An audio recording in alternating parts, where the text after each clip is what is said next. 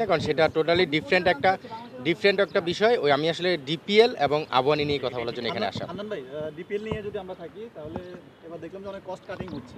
অনেকটা আপনি বললেন বাজেটের কিছু সমস্যা হচ্ছে প্রায় টিমে ২-১টা টিম ছাড়া। তো এটা আসলে কোনো প্রভাব ফেলবে কিনা? আপনার কি মনে হয় যে এবার এই সিচুয়েশন কেন তৈরি হচ্ছে? এটা প্রভাব না, আমি বলব যে আমাদের প্লেয়াররা কিছুটা স্যাক্রিফাইস করেছে। কারণ স্বাভাবিকভাবে যেভাবে তারা টাকা পেতেন গত আসরগুলোতে বা যেভাবে কন্ট্রাক্ট হতো, সেই জায়গায় প্লেয়াররাও কিছুটা কম্প্রোমাইজ করেছে। কারণ দেশের প্রেক্ষাপট আসলে আমরা সবাই জানি। সেখান থেকে আর্থিক ব্যাপারটা এবার বিপিএলেও আমরা দেখেছি সিনিয়র প্লেয়াররা প্রেসিডেন্টের সঙ্গে ভার্গবের সঙ্গে মিলে একটা প্ল্যান করেছিল। ঠিক একইভাবে প্রিমিয়ার লিগেও ক্লাবগুলো এবং প্লেয়াররা সবাই যার থেকে একটা সমঝোতার মাধ্যমে কিন্তু আন্ডারস্ট্যান্ডিংয়ের মাধ্যমেই টিমগুলো গঠন হচ্ছে। সেখানে আমি আসলে সবাইকে ধন্যবাদ দিব যে আসলে প্লেয়ার পাশাপাশি ক্লাবগুলো যে এই অবস্থায় কিন্তু অনেক ক্লাব ব্যাকফুটে চলে যাওয়া আবার ফিরে এসেছে তাদের জায়গা থেকে বেস্ট টিম করার জন্য। সো কিছুটা তো আর্থিক সমস্যা ছিল, বাট সবার সহযোগিতায় সেটা সুন্দরভাবে কাভার করা গেছে। হান্নান ভাই, আবাহনী ছাড়াও আরও ২-১টা টিম ভালো করেছে। আপনি যদি মোহামেডানের কথা বলেন, রূপগঞ্জ খুব ভালো টিম করেছে। রাইট। এই ৩-৪টা বাদ দিয়ে যদি আপনি দেখেন, বাকি টিমগুলো খুব একটা প্রতিদ্বন্দ্বিতায় থাকতে পারবে কিনা এটা নিয়ে আসলে সন্দেহ আছে। আপনার কি মনে হয় এই কয়েকটা টিমের মধ্যেই কি ঘুরে ফিরে খেলাটা হবে কিনা?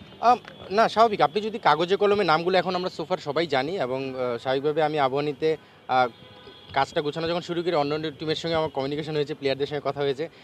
বেশ কিছু ভালো টিম রয়েছে। আপনি যদি মোহামেডান বলেন, রূপগঞ্জ, প্রাইম ব্যাংক, আ শেখ জামাল যেটা এখন ধানমন্ডি ক্লাব, আমাদের আবাহনী।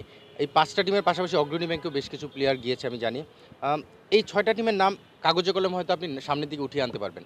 বাট দিন শেষে সবাই কিভাবে খেলছে, ওই জায়গায় তাদের টিম পারফরম্যান্সটা কেমন হচ্ছে সেগুলো বিষয় থাকে। অগ্রণী ব্যাংক এর আগে আমরা দেখেছি ভালো টিম করেও হয়তো সার্ভাইভ করতে পারেনি।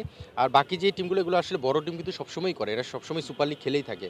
তো সেই জায়গা থেকে টিম ব্যালেন্সিংয়ের জায়গা থেকে আসলে দিন শেষে মাঠে কে কেমন খেলে, আপনি যখন এই যে টিমগুলোর নাম বললাম, এই টিমগুলো যদি ১১ জন সাজান তখন দেখবেন যে কোনো দল কিন্তু যে কোনো দলকে হারাতে পারে।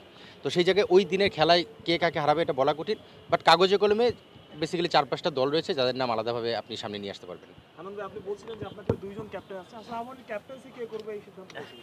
এই সিদ্ধান্তটা আমরা আসলে এখনও পুরোপুরি ডিসাইড করিনি। কারণ আপনি লাস্ট ইয়ার দেখবেন শান্তও করেছে, মোসাদ্দেকও করেছে। তো প্রাথমিকভাবে কিছু আলোচনা আমার সঙ্গে হয়েছে ম্যানেজমেন্টের এবং দুজনের সঙ্গেই কথা হয়েছে। আমরা টিম করার ক্ষেত্রে এই দুজনকে মিলেই প্ল্যান করে টিমটা করেছি।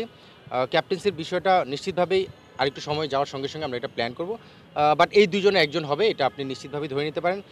শান্তর কিছু ইন্টারন্যাশনাল শিডিউলও থাকতে পারে, সেই বিষয়টাও মাথায় রাখতে হবে। তো সেই জায়গা থেকে আমরা আসলে ম্যানেজমেন্টের সঙ্গে ডিসাইড করে তারপরে এটা অফিসিয়ালি ডিক্লেয়ার করব। লাস্ট একটা প্রশ্ন, আসলে বাজেটের একটা ব্যাপার ছিল বলছিলেন। আসলে মোসাদ্দেক ১২ বছর ধরে আবাহনীতে খেলছে, শান্ত অনেক দিন ধরে খেলছে। তো সাইন করার ক্ষেত্রে কি লয়ালিটির ব্যাপারটা অনেকাংশে কাজ করেছে কিনা? অবশ্যই করেছে এবং আসলে এই দুজন না, আপনি আবাহনীর আরও বেশ কিছু নাম হয়তো বলতে পারবেন। তারাও অনেকদিন যাবত আবাহনীর সঙ্গে ছিল, খেলছে।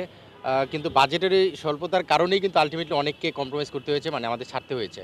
আপনি সেই নামগুলো যদি দেখেন, লিটন, বিজয় হতে পারে, নাইম শেখ হতে পারে, এরাও কিন্তু অনেকদিন যাবত এখানে খেলছে। ইভেন তাসকিন।